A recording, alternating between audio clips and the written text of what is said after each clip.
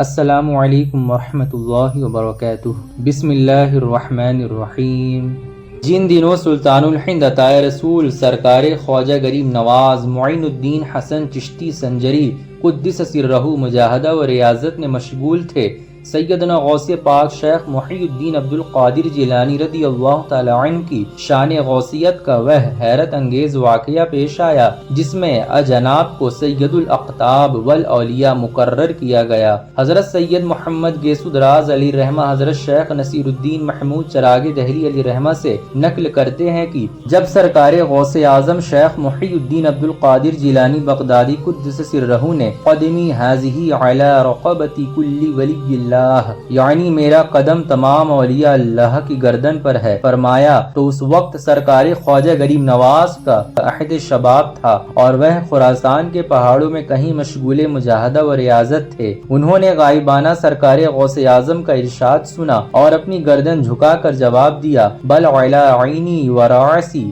یعنی یہی نہیں کہ آپ کا قدم ہماری گردن پر ہے بلکہ آپ کا مبارک قدم میری آنکھ اور سر پر ہے۔ مصنف بزم صوفیہ آپ کے تبلیغی سفر کے بارے میں تحریر کرتے ہیں کہ حضرت خواجہ مرشد برحق سے علیحدہ ہونے کے بعد پہلے سنجان آئے، پھر جیل پہنچے جہاں سے بغداد شریف وارد ہوئے، وہاں سے چل کر حمدان تشریف لائے، پھر تبریز آئے، پھر خرقان، استراباد، سبزوار، حصار اور بلخ ہوتے ہوئے غزنی پہنچے جہاں سے ہندوستان کی طرف رخ کیا۔ دلیل العارفین اور دوسرے تذکروں سے معلومات ہوتی ہے کہ انہوں نے اصفہان، کرمان اور بخارا کے بھی سفر کیے۔ اس کے بعد آگے لکھتے ہیں، مدینہ منورہ میں ان کو ہندوستان جانے کی بشارت ملی جس میں یہ خیال ہوتا ہے کہ اس زمانے میں مکہ معظمہ اور مدینہ منورہ کی بھی زیارت کرتے رہے۔ حضرت خواجہ کی یہ طویل اور بمشقت سیاحت راہ سلوک کی کٹھن منزلیں طے کرنے کی خاطر ہوئی، اس لیے وہ وہیں پہنچے جہاں بحر معرفت کے غواص اور شناور موجود تھے، ان کی صحبت میں رہ کر فیوز و برکات حاصل کرتے رہے۔ مثلا سنجان پہنچے تو وہاں شیخ نجم الدین کبرا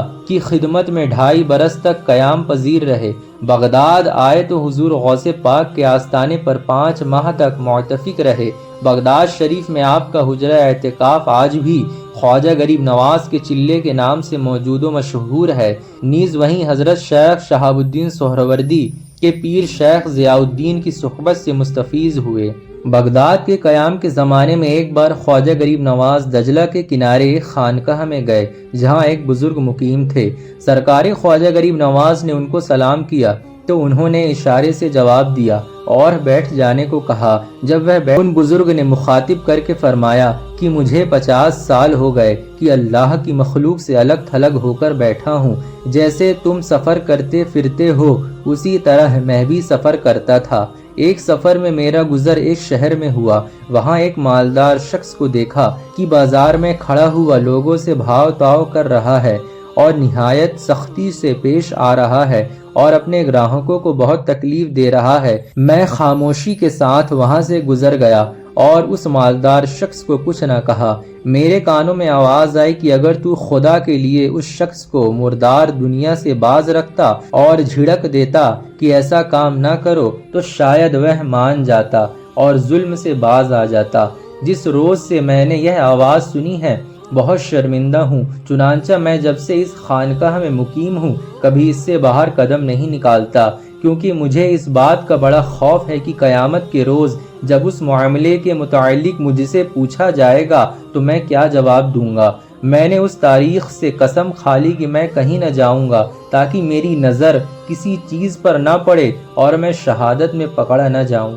جب حضرت خواجہ غریب نواز کرمان پہنچے تو وہاں ایک ایسے بزرگ سے ملے جو بڑے صاحب نعمت و ریاضت تھے۔ یاد حق میں مشغولیات کی وجہ سے ان کے بدن میں صرف روح ہی باقی رہ گئی تھی، گوشت پوست کا کہیں پتہ نہ تھا۔ وہ باتیں بہت کم کرتے تھے۔ حضرت خواجہ نے ارادہ کیا کہ ان سے پوچھیں کہ آپ کا یہ حال کیوں کر ہے، تو انہوں نے اپنی روشن ضمیری سے ان کے ارادے کو معلوم کر لیا اور ان کے سوال کرنے سے پہلے اپنا حال بیان کرنا شروع کر دیا اور کہا کہ اے درویش، ایک روز میں اپنے دوست کے ساتھ قبرستان گیا اور ایک قبر کے پاس ہم دونوں کھڑے ہوئے۔ اس دوست سے لہو و لعب کی کئی بات سرزد ہو گئی جس پر مجھے ہنسی آ گئی۔ ہنسنے پر میرے کان میں آواز آئی کہ جس کا حریف ملک الموت اور زیر خاک سانپ بچھو کے درمیان جس کا گھر ہو، اس کو ہنسی زیب نہیں دیتی۔ جب میں نے یہ بات سنی تو آہستہ سے اٹھا اور اپنے دوست کو رخصت کیا۔ وہ اپنے گھر گیا اور میں اس غار میں آ گیا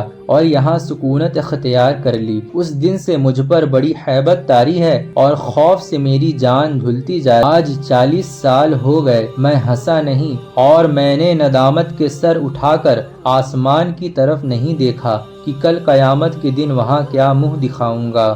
استراباد پہنچے تو شیخ نصیر الدین استرابادی کی زیارت کی۔ بخارا کے سفر میں ایک مرد حق سے ملے جو نابینا تھے لیکن یاد الہی میں مشغول رہتے تھے۔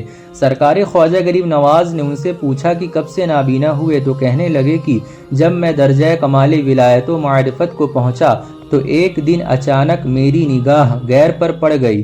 غیب سے آواز آئی، اے مدعی، تو میری محبت کا دعویٰ کرتا ہے لیکن غیر کی طرف دیکھتا ہے۔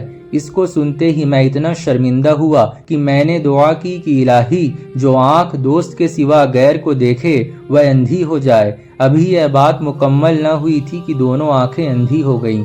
تبریز میں حضرت شیخ ابو سعید تبریزی علیہ الرحمہ سے ملاقات کی۔ اصفہان میں شیخ محمود اصفہانی علیہ الرحمہ سے کسب فیوز کیا۔ بلخ میں حضرت شیخ احمد خضرویہ کی خانقاہ میں مقیم رہے۔ غزنی میں شیخ نظام الدین ابو المعید کے پیر شیخ ابو الواحد غزنوی کی زیارت کی اور پھر اس سفر میں بزرگان دین کے مزارات پر چلہ کر کے فیوز و باطنی بھی حاصل کرتے رہے۔ مثلا حمدان میں تشریف لے گئے تو حضرت ابو یوسف حمدانی کے مزار اقدس پر حاضری دی۔ خرقان میں حضرت شیخ ابو الحسن خرقانی کے مزار اقدس کی زیارت کی۔ ہرات میں شیخ عبداللہ انصاری کے مزار پر مراقبہ کیا اور جب یہاں شب داری کرتے تو عشاء کے وضو سے فجر کی نماز پڑھتے۔